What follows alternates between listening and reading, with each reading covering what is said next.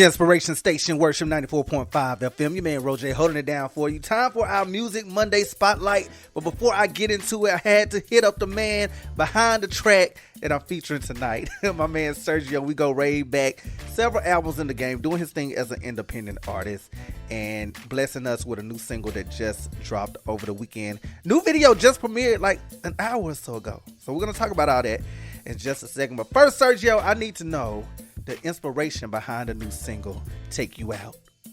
So the inspiration behind Take You Out was very interesting, I'd say, just because I'm such a homebody.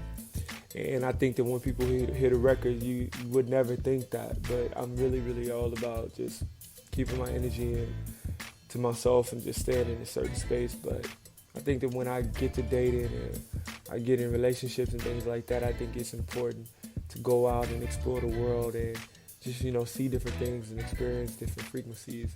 So that's what Take You Out is all about. It's really just about leaving the crib or staying in the crib if you got to bring the party home, but really just going out and just kind of showing off something that you're really proud of, that you want to celebrate, that you want people to know that's yours, and for them to know that you belong to somebody else. So that's what Take You Out is about.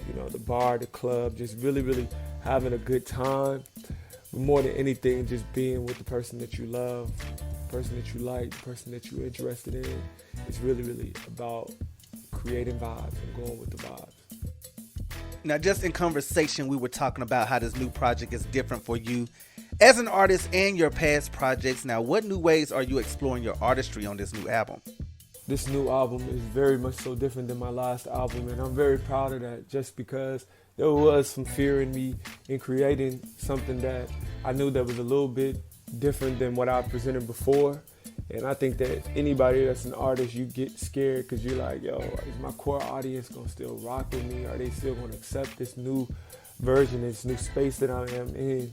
And I think that one of the things that really separated this project from the last ones was the atmosphere in which I created it.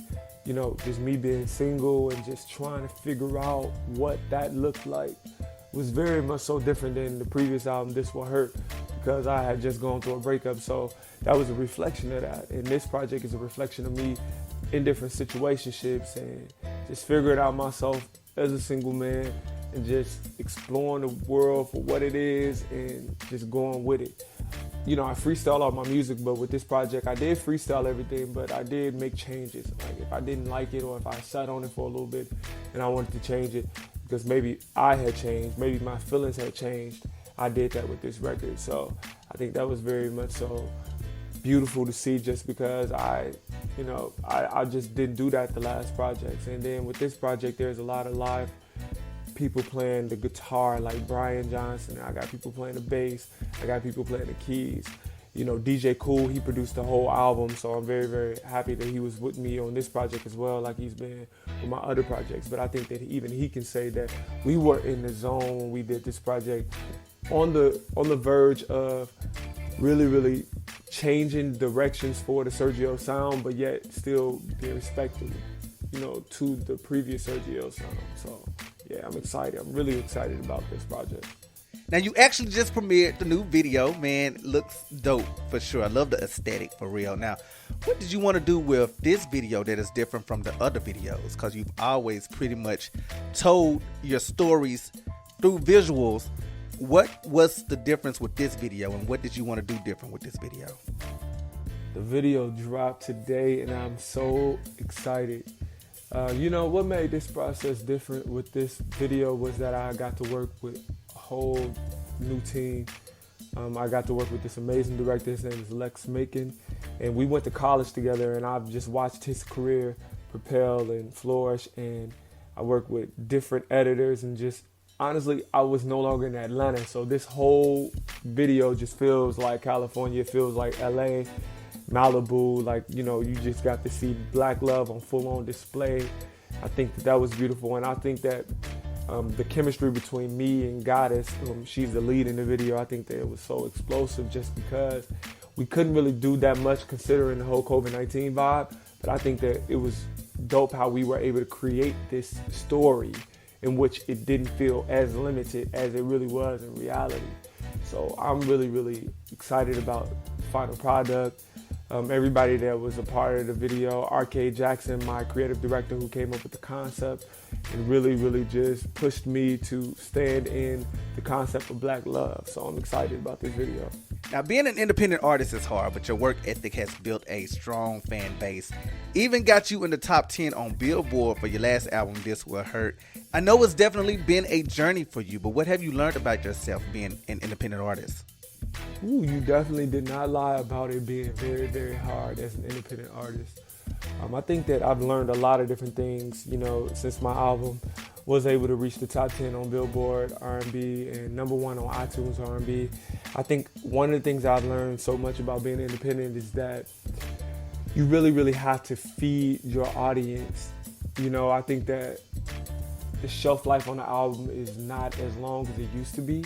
So me dealing with this whole COVID vibe, me moving from Atlanta to LA, really delayed this album. And I think that was really hard for me just because I spent a lot of days really down about it because I'm like, I don't have the money to push this new album the way I want to because I don't know nobody and there's all these restrictions and I don't have the connections and all those things, whatever. But I think that the thing that I truly mastered and learned was being creative and stepping outside the box when it comes to, moving and shaking with the current climate because at the end of the day, whatever, like I said, the shelf life is short and we in a different atmosphere with the whole COVID vibe going on or whatever. We have to distance, our social distance, we have to wear masks, we have to follow protocols and things like that or whatever. And I think that as a whole, that has created awareness between artists and things like that. And, not being able to do shows and to pay for the things I had to pay for, whatever, but I began to do different things musically that could bring in some kind of revenue and things like that. So, I've learned a lot and I'm still learning a lot.